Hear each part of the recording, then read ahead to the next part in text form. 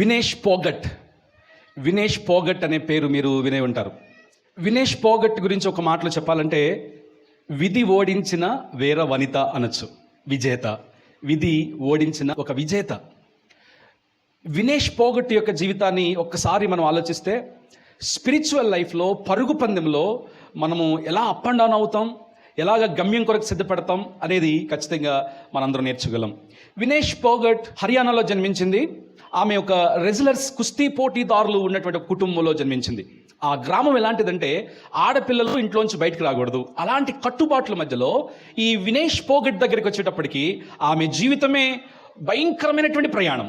ఎన్ని ట్విస్టులు ఉంటాయో అంత ట్రాజిక్ ఎండింగ్ను గడిచిన మంత్లో మనం చూస్తాం. ఒక మాటలో చెప్పాలంటే, 100 గ్రాముల బరువు పెరిగి 506 గ్రాముల బంగారు పతకాన్ని కోల్పోయింది. 100 గ్రాముల బరువు పెరిగి 506 గ్రాముల బంగారు పతకాన్ని కోల్పోయింది. ప్రియులరా, మనం ధ్యానం చేస్తూ ఉన్నప్పుడు వినేష్ పోగట్ జీవితము ఆ 9 సంవత్సరాల వయసులో వాళ్ళ ఫాదర్ను కోల్పోయింది. తల్లేమో క్యాన్సర్ పేషెంట్. అలాంటి భయంకరమైన పరిస్థితిలో ఈ రెజ్లింగ్ని తాను ఒక ప్రొఫెషన్గా మలుచుకుని, ఏది ఏమైనా ఒలింపిక్ గోల్డ్ మెడల్ అనే ఆమె ఒక గోల్గా పెట్టుకుని తాను ప్రయాణం చేస్తూ ఉంది. 2013లో ప్రారంభమైనటువంటి తన రెజ్లింగ్ యొక్క ఆ ప్రస్థానము కామన్వెల్త్ గేమ్స్లో కానివ్వండి, అలాగే వరల్డ్ ఛాంపియన్షిప్లో కానివ్వండి, ఏషియన్ గేమ్స్లో కానివ్వండి, ఇప్పటి వరకు దాదాపుగా 4 గోల్డ్ మెడల్ సంపాదించింది. అలాగే ఇంకా చాలా పథకాలు భారతదేశానికి ఆమె తీసుకొచ్చింది. ఇలా ఉంది. ఆమె యొక్క గోల్ ఏంటంటే, ఒలింపిక్స్లో గోల్డ్ మెడల్ సాధించాలి. మనమైతే ఈజీగా చెప్పుకుంటున్నాం, కానీ ఇది మామూలు విషయం కాదు. ఒక అథ్లెట్ లేకపోతే ఒక రెజ్లర్ ఎంత కష్టపడతారు తమ శరీరాన్ని, ఏమండి. అలాంటిది వారు బరువు పెరగాలన్నా, బరువు తగ్గాలన్నా కఠినమైనటువంటి కఠోరమైన క్రమశిక్షణ గుండా ఆమె ట్రైన్ అయ్యి, ప్రాక్టీస్ అయ్యి 2024 జరగబోయే ప్యారిస్ ఒలింపిక్స్ కోసం ఆమె సిద్ధపడతా ఉంది. 2016లో రియో ఒలింపిక్స్లో క్వార్టర్ ఫైనల్ వరకు వెళ్ళిందంట. అక్కడనే తన గోల్ని ఆమె రీచ్ అయ్యేది, కానీ క్వార్టర్ ఫైనల్లో తన మోకాలు పట్టేయడం ద్వారా ఆకస్మికంగా ఆమె వెనక్కి వచ్చేసింది. 2016లో అది అయిన తర్వాత ఆమె ప్రయత్నం చేస్తూ ఉంది. తన పరిస్థితులను అధిగమించింది. ఆఖరకు 2023 సంవత్సరం దగ్గరికి వచ్చేటప్పటికి అప్పటికి 3 కామన్వెల్త్ గేమ్స్లో, అలాగే ఏషియన్ గేమ్స్లో, అలాగే వరల్డ్ ఛాంపియన్షిప్ రెజ్లింగ్లో చాలా గోల్డ్ మెడల్స్, అలాగే పథకాలు ఆమె సాధించింది. 2023 సంవత్సరం తన జీవితానికి ఒక మలుపుగా మనం చెప్పుకోవచ్చు. మనందరికి తెలుసు, ఆయన పేరు బ్రిజు భూషణ్ అనేటువంటి ఒక ఎంపీ మీద ఈ రెజ్లర్స్ అందరూ కూడా ఢిల్లీలో రోడ్డు మీదకి వచ్చి 40 రోజులు పోరాటాలు చేశారు. అప్పుడు అప్పటి వరకు సాధించిన పథకాలన్నీ కూడా గంగానదిలో గెలిపేయడానికి ఆమె సిద్ధపడింది. ఎంత ప్రయత్నం చేసినా, ఎంత పోరాడిన వాళ్ళ ఆరోపణలు ఎదుర్కొంటున్నటువంటి ఆ నాయకుడు లేకపోతే ఆ వ్యక్తి క్షమాపణ చెప్పలేదు. తర్వాత వారు ఒక కమిటీ వేశారు, బీజేపీ వాళ్ళు ఎంక్వైరీ చేశారు. అనురాగ్ ఠాకూర్ నేతృత్వంలో వాళ్ళు ఒక కమిటీ వేశారు. అతని మీద ఎఫ్ఐఆర్ నమోదైంది.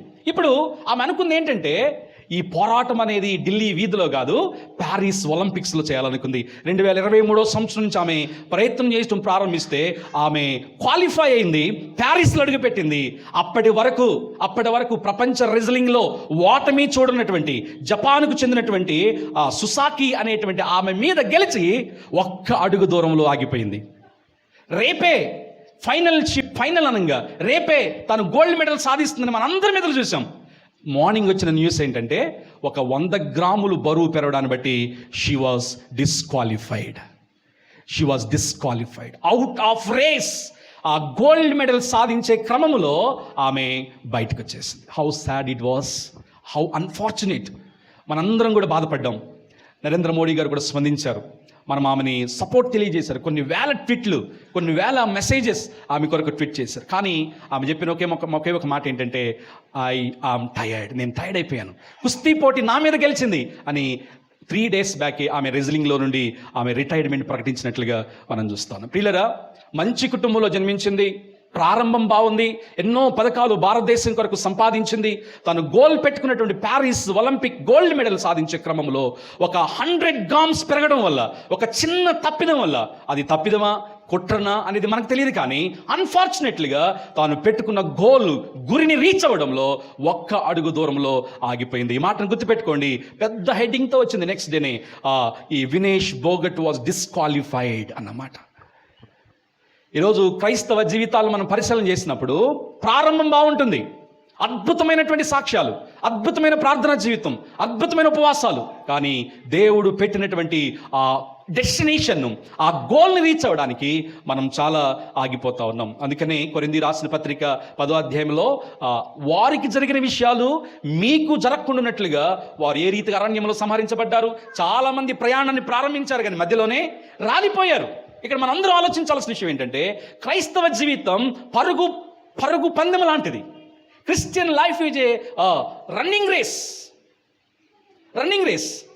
హెబ్రీ పత్రిక 12:2 కూడా మనం చూస్తాం, విశ్వాసమును కర్తయు దాన్ని కొనసాగించువాడు నేను యేసు వైపు చూచుచు మీ ఎదుట ఉంచబడిన పరుగు పందెంలో ఓపికతో పరుగు పెట్టుదుము. ఎవరిది పరుగు పందెం? మనది పరుగు పందెం. మనం పరుగు పందెంలో పెట్టబడ్డాం దేవుని చేత. ఈ విశ్వాసాన్ని కాపాడుకుంటూ దేవుని వైపు చూస్తూ ఈ పరుగు పందెంలో ఆఖరి వరకు, అంతము వరకు, లాస్ట్ పాయింట్ వరకు. మొన్న ప్యారిస్ ఒలింపిక్స్లో చూస్తే చాలా విచిత్రాలు జరిగినాయి. ఒక్క సెకండ్లో గోల్డ్ మెడల్ మిస్ అయిపోయినటువంటి అథ్లెట్స్ ఉన్నారు.